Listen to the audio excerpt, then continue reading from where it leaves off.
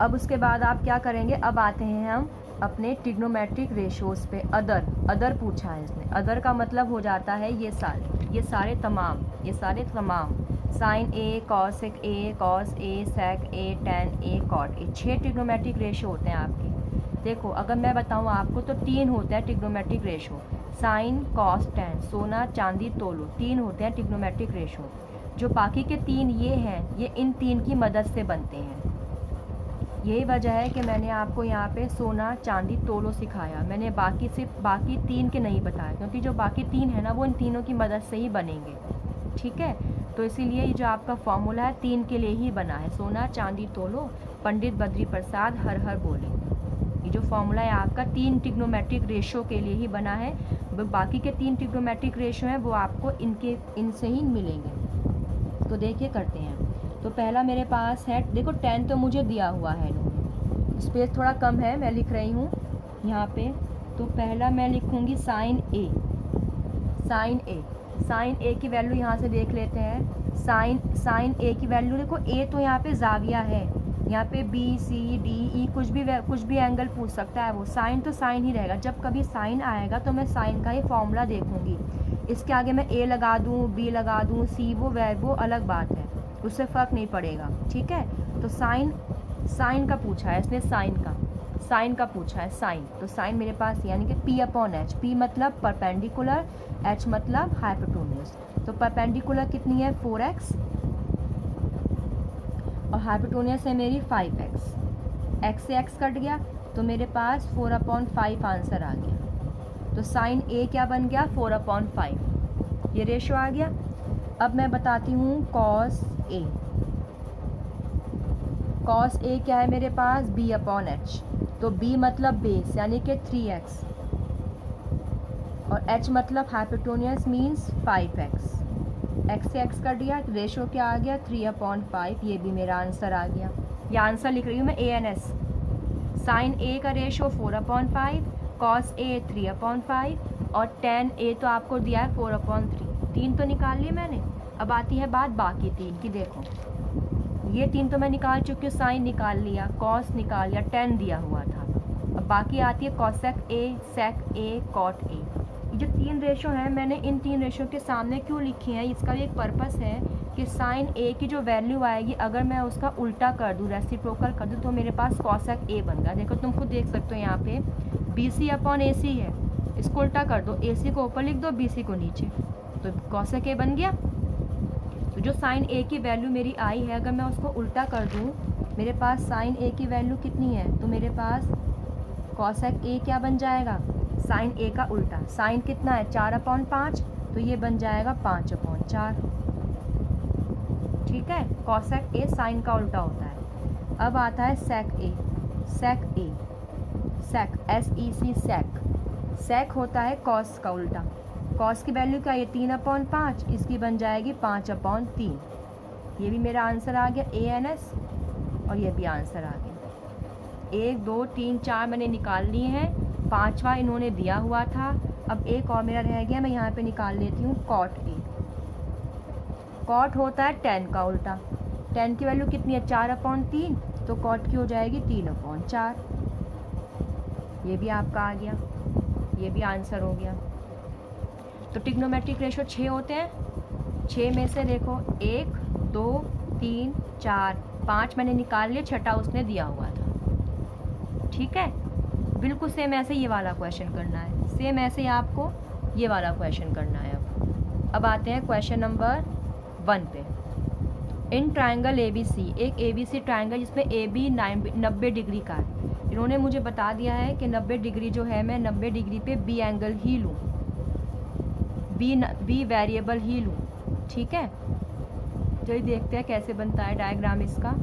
अब यहाँ पे एक आपने राइट एंगल ट्रायंगल बना दिया और एंगल भी आपने क्या लिया, एंगल भी आपने 90 ले लिया, यानी कि B पर 90 ही लेना है, यहाँ पे दिया हुआ है। ठीक है, और आपको क्या दिया है यहाँ पे सॉल्यूशन में, मैं क्या ऐसे लिख दूँगी, आपको दिया है 15 cot A इक्वल्स टू 8। तो cot A को तो ऐसे ही रखो और इस 15 को इसके नीचे ले जाओ, तो आपके पास बन जाएगा cot A इक्वल्स टू 8/15। ये बन गया आपके पास।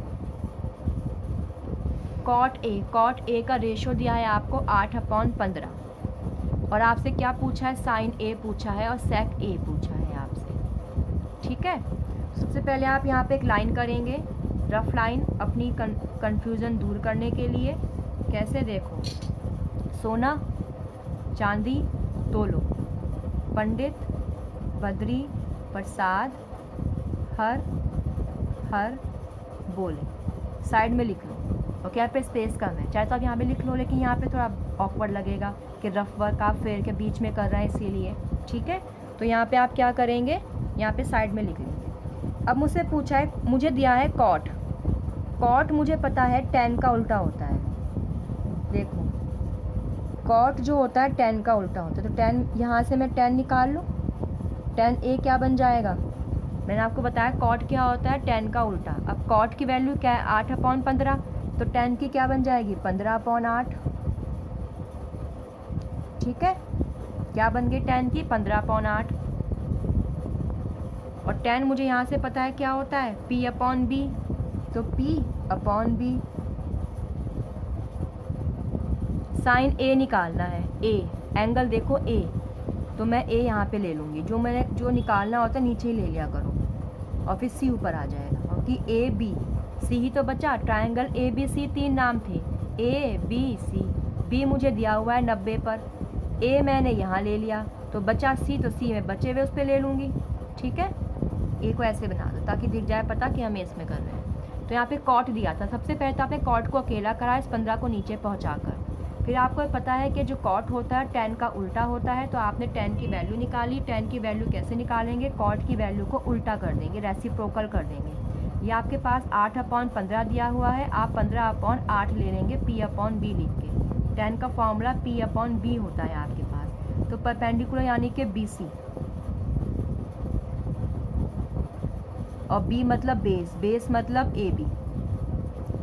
अब कंफ्यूज मत होना इस वाले बी में और इस वाले बी में, ये वाला बी बेस है कायदा, और ये वाला बी एंगल है। ठीक है, तो 15 BC पे लिखूंगी, BC 15x, के भी लिख सकते हो, और बेस जहाँ है बेस की जगह 8 लिखूंगी, बेस मतलब ये, तो ये आ गया 8x। अब आप सेम ऐसे पाइथागोरस थ्योरम से यहाँ पे क्या निकाल सकते हैं, अपना हाइपोटेन्यूज।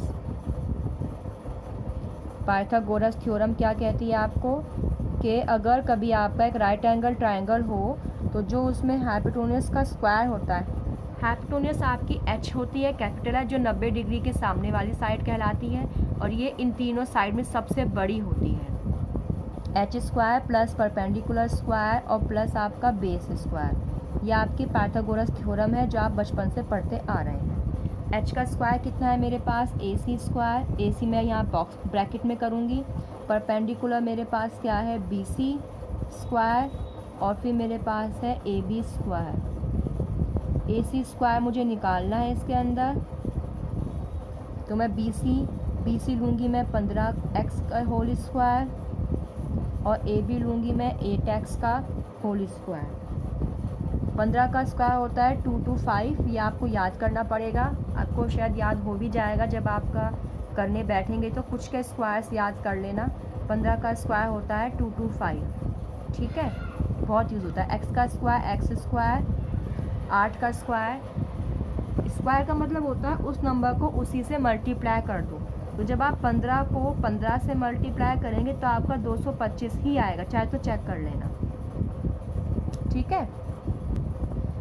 215 आएगा बाबू, मैं 625 से कंफ्यूज हो गई कि 625 25 का होता है स्क्वायर, 15 का स्क्वायर होता है 215, ठीक है। अब उसके बाद क्या करेंगे, हम एक बार करके देख ही लेते हैं कि मैं भी थोड़ा कंफ्यूज ही हो रही हूँ।